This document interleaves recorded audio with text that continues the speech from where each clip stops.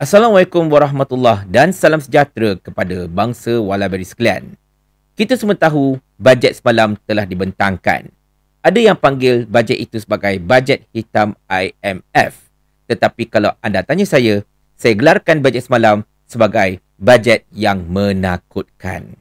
Kita intro dulu. La la la la la la la la.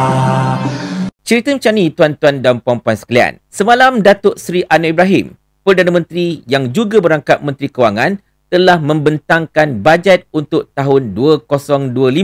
Di mana bajet ini adalah untuk menentukan dan juga untuk menggariskan tentang program-program, projek-projek dan juga perbelanjaan kerajaan untuk sepanjang tahun 2025. Dan tuan-tuan dan puan-puan, bajet kali ini macam biasalah dianggap sebagai bajet yang paling besar dalam sejarah negara kita ini, iaitu dengan jumlah peruntukan sejumlah 421 bilion ringgit. Dan daripada 421 bilion itu, tuan-tuan dan puan-puan, 335 bilion daripadanya merupakan perbelanjaan pengurusan, menjadikan kali ini pembelanjaan untuk mengurus menjadi sangat-sangat tinggi, tertinggi dalam sejarah, jauh mengatasi pembelanjaan pengurusan pada tahun-tahun sebelumnya. Dan ada banyak sebenarnya perkara yang boleh kita bincangkan berkenaan dengan bajet ini untuk peringkat awal ini, tuan-tuan dan puan-puan. Tetapi sebelum kita berbicara dengan lebih lanjut, saya ingin anda tonton reaksi awal daripada mantan Menteri Pendidikan yang juga merupakan ahli Parlimen Putrajaya, iaitu Dr. Roddy Jidin, ketika ditanyakan oleh wartawan sejurus selepas pembentangan bajet semalam. Anda tonton video ini. Do you think it's a good idea? Now, to say it is a good idea or not a good idea, we need a clear mapping. I've been saying this in the parliament so many times. Before you do anything, there must be a clear mapping. Which direction, what we're going to do, what are the things that we're going to look at. So, for us to evaluate anything, right, we in Perikatan Nasional sebagai contoh, we have been saying, for example, we have been saying that if we are in the government, what we're going to do, the first thing that we're going to do before we talk about whatever subsidi bersasar padu or whatever, the first thing is to make sure we have a clear mapping as what we're going to do. If we take this, how we going to have the needy, for example. So we need to have that clear mapping. So if you ask me, it's a good idea, and so how do we know? They're not even reflect, they're not even say in that statement saying that how much or how much what will be the impact on the price, for example. We don't know. So that's why the first thing that I said before, when you say something in the budget, there must be there must be a clear explanation as to how many percent reduction or how many percent increase in the price of petrol. What will be the impact? How to mitigate the impact? We must remember it's not just the increase in the in RON 95, but also the minimum wage next year. Yeah, from 1,500 to 1,700. So the impact on the business, on SST, minimum wage, on petrol. So how the government's going to mitigate all this impact? So before we can say anything, we need to see the details, right? So that we can we can, as I said before, we can provide our input as how to deal with that. The same thing with SST last time. I remember I mentioned the parliament so many times that when you decide to expand the scope of SST to logistics sector, the impact is going to be huge. But they just say, oh no, the impact is going to be okay, but you see the impact. So that's why when we say something, we need the details before we can provide further elaboration on that. Okay? Anything else? That's all. Terima kasih. Pertamanya, Dr. Roddy seakan-akan macam lepas geram cakap orang putih, tuan-tuan dan puan-puan. Tak ingat dunia kan? Tapi tak apalah, belakang cerita yang tu. Cumanya, satu perkara yang menarik berdasarkan kepada apa yang dinyatakan oleh Dr. Roddy, iaitulah kerajaan dalam membentangkan bajet ini, banyak perkara yang sangat-sangat vital yang mereka telah bentangkan, iaitu berkenaan dengan penyarasan kembali subsidi petrol, dan kemudiannya orang kata apa, skim gaji minimum, berapa jauh banyak dan sebagainya, perluasan skop SST. Tetapi semua ini diumumkan oleh Perdana Menteri tanpa sebarang perincian dan juga mapping yang betul-betul jelas. Kiranya just umum saja kerajaan akan menyeraskan kembali harga petrol tahun depan. Tetapi tak ada mekanismenya. kerajaan akan meluaskan skop SST. Tetapi tak ada dia punya mappingnya. Kerana itulah Dr. Radi berkata bahawa itu tak sepatutnya berlaku. Sebab ini ialah pembentangan bajet. Apa yang kau bentangkan itu merupakan satu perkara yang akan kau laksanakan pada tahun depan.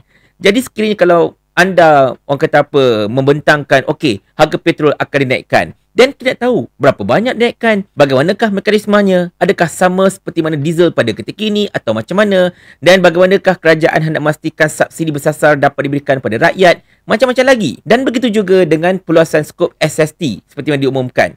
Juga tidak ada sebarang perincian. Tidak ada sebarang detail, tidak ada sebarang nombor, tidak ada sebarang data untuk dijadikan sebagai rujukan. Dan benda inilah tuan-tuan sekalian, bab kata Dr. Radi, benda ini menyukarkan mereka untuk memberikan pandangan secara efektif. Kerana ibarat macam pada Menteri Jas Umum satu benda, tetapi tidak menggariskan perinciannya.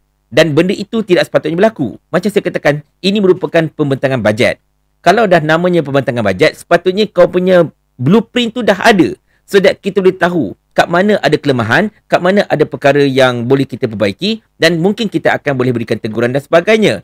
Tetapi oleh kerana jas umum sahaja secara umum, secara orang kata apa, terbuka macam tu, tetapi tidak ada sebarang mapping, tidak ada sebarang kerangka dan sebagainya, then how? Macam mana kita nak tahu apakah yang kerajaan rancang dan selama ini? Dan itulah yang menjadi persoalan kepada Dr. Radi dan saya rasa ini adalah akibat daripada sikap Perdana Menteri itu sendiri yang cukup suka umumkan something tetapi tidak berbincang dahulu dengan kabinet beliau. Inilah masalah Perdana Menteri kita, tuan-tuan dan puan-puan sekalian. Tetapi tak apa. Saya yakin along the way kerajaan pastinya akan membentangkan sedikit tentang mekanisme dan juga mapping, terutamanya ketika bajet ini dibahaskan sebelum diluluskan ataupun dibuat undangan dan sebagainya. Kita tengok dari masa ke masa dan mendatang ini bagaimanakah bajet ini dapat dibahaskan. Cumanya saya nak highlight satu perkara juga tuan-tuan dan sekalian, iaitu berkenaan dengan jumlah bajet yang diperuntukkan, iaitu 421 bilion ringgit. Dekat sini pun ada beberapa persoalan yang boleh kita tanyakan. Yang pertama, 421 bilion ringgit. Bukan jumlah yang sedikit tau. Jumlahnya sangat-sangat besar. Jadi soalan pertama yang kita nak tanyakan kepada kerajaan, dari mana anda nak cekau duit untuk memenuhi keperluan 421 bilion ringgit yang telah diperuntukkan itu? Mana anda dapat duit? Sebab sekarang kita dapat lihat, kita punya FDI pun tidak berkembang mana. Ekspor kita pun berdasarkan kepada laporan daripada Yahoo Finance telah mengalami penguncupan pada September 2024. Adakah kerajaan membentangkan bajet ini berdasarkan kepada unjuran semata-mata? Kalau betul lah kerajaan membentangkan bajet ini berdasarkan kepada unjuran, ianya sangat bahaya tuan-tuan dan puan-puan sekalian. Kerana bila-bila masa saja unjuran yang melangit ini boleh tersasar. Saya bagi contoh mudah tuan-tuan dan puan-puan sekalian. Katakanlah saya tiba-tiba dapat perkhabaran ataupun diberitahu oleh bos bahawa saya akan dinaikkan pangkat dan saya akan dapat kenaikan gaji. Katalah gaji saya sekarang ini RM10,000, saya bakal dapat gaji RM20,000. Tetapi kontrak tak sign lagi. Agreement apa-apa tak sign lagi. Tetapi bila bos just beritahu saya pakai mulut macam itu saja dan bos kata kenaikan gaji ini akan berlaku pada 2 bulan lagi, saya pula jadi overexcited. Saya terus beli kereta mewah sebagai contohnya, atau terus nak renovate rumah dengan duit apa yang saya ada. Terus berikan isteri saya rantai emas dan macam-macam lagi. Sebab apa? Sebab saya yakin, okey, lagi 2 bulan aku dah naik gaji. So tak apa, duit aku dah RM20,000. Walaupun sekarangnya hakikatnya gaji saya cuma RM10,000, tetapi oleh kerana saya telah di-forecast untuk naik gaji, naik pangkat dan sebagainya, maka saya telah membelanjakan duit yang saya tidak ada. Tengok-tengok, tak sampai 2 bulan, 11.5, bos kata tak jadi naikkan pangkat engkau sebab ada orang lain yang nak naik pangkat dan sebagainya. Kita terlepas, BMW dah beli, komitmen makin bertambah, kita juga sakit tuan-tuan dan sekalian. Kenapa perbelanjaan bertambah tetapi gaji kita tetap sama, tak naik dan sebagainya.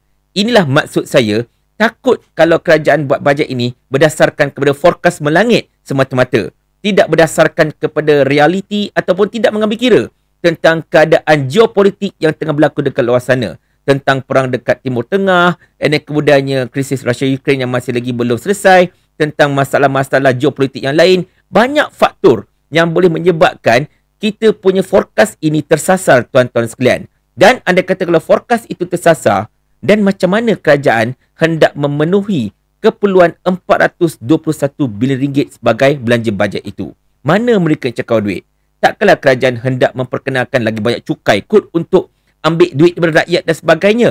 Ataupun takkanlah kerajaan hendak orang kata apa, terus mengenakan harga diesel lebih mahal banding harga pasaran so that akan dapat cukai tersembunyi seperti mana yang sering diterangkan oleh saya, Lim Sian Si dan rakan-rakan yang lain. Takkan macam tu kot wahai kerajaan. Yang keduanya, sekarang ini saya dah beritahu tadi dah, perbelanjaan untuk pengurusan meningkat kepada 335 bilion ringgit. Dan perkara ini berlaku di saat kerajaan telah menarik satu persatu subsidi. Subsidi diesel telah ditarik. Kemudiannya kita dengar subsidi telur pun bakal ditarik. Dan kita semua dah tahu, elektrik dah tak ada subsidi dah makin mahal.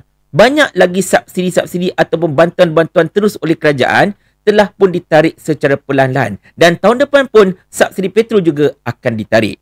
Jadi bila subsidi ini ditarik belaka, tuan-tuan dan puan-puan sekalian, sepatutnya pembelanjaan untuk pengurusan oleh kerajaan ini makin berkurang. Yelah, kau dah tak payah tanggung subsidi kan? So sepatutnya perbelanjaan pengurusan kau dah berkurang. Tetapi macam mana di saat subsidi-subsidi ini ditarik, di saat segala bantuan itu pun dikurangkan dan sebagainya, macam mana pembelanjaan pengurusan untuk kali ini jauh lebih banyak berbandingan tahun-tahun sebelumnya? Kau buat apa dengan duit banyak-banyak tu? Apa yang kau nak belanjakan? Apa benda yang kau nak uruskan sampai memerlukan 335 bilion dan sebagainya? Belanja mengurus untuk tahun ini saja lagi mahal tau berbanding dengan keseluruhan bajet untuk tahun 2020 dan juga 2021. Macam mana cerita ni tuan-tuan dan puan-puan sekalian? Itulah dua persoalan berkenaan jumlah 421 bilion itu. Dan kita bukan apa. Kita tak nak macam anak-anak papa terutamanya menang sorak, oh lihatlah kerajaan kita hebat, memberikan bajet sebanyak 421 bilion, luar biasa. Ini menunjukkan bahawa kerajaan ini betul-betul makmur sampai boleh belanja begitu banyak. Kita jangan anggap macam tu. Bila belanja banyak, of course keraknya juga banyak, tuan-tuan dan puan-puan sekalian. Dan kita pun dah tahu, hutang negara dah meningkat menghampiri 1.6 trilion campur liability ketika kerajaan Madani ini. Takkanlah mereka nak pinjam duit lagi. Lagipun sekadar untuk pengetahuan anda, tuan-tuan dan sekalian, bajet tahun lepas ialah berjumlah lebih kurang dalam 390 something bilion. Okey?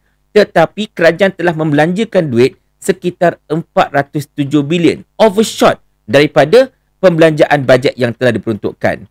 Jadi sekarang ini pembelanjaan bajet dalam 421 bilion. Serasanya kalau kerajaan overshoot dah belanja itu lagi, berapa pula jumlah duit yang dibelanjakan? Dan dua soalan itu perlu kita tanyakan. Dari mana nak cekau duit itu? Dan yang keduanya, macam mana dan kenapa belanja itu jadi terlalu banyak di saat segala subsidi telah boleh ditarik dan sebagainya? Persoalan-persoalan ini hanya kerajaan dan juga Kementerian Kewangan sahaja yang mampu jawab, tuan-tuan dan puan-puan sekalian. Tetapi tak kira apa pun jawapan mereka, saya cuma tak nak mereka jawab, kerajaan ini kerajaan kami, ikut sukatilah kami nak buat apa pun. Sebab apa? Sebab ini melibatkan duit rakyat. Dan kita tak nak dalam usaha kerajaan untuk memenuhi angka 421 bilion itu, tiba-tiba pula kerajaan pinjam IMF. Memang naya, tuan-tuan dan puan-puan sekalian.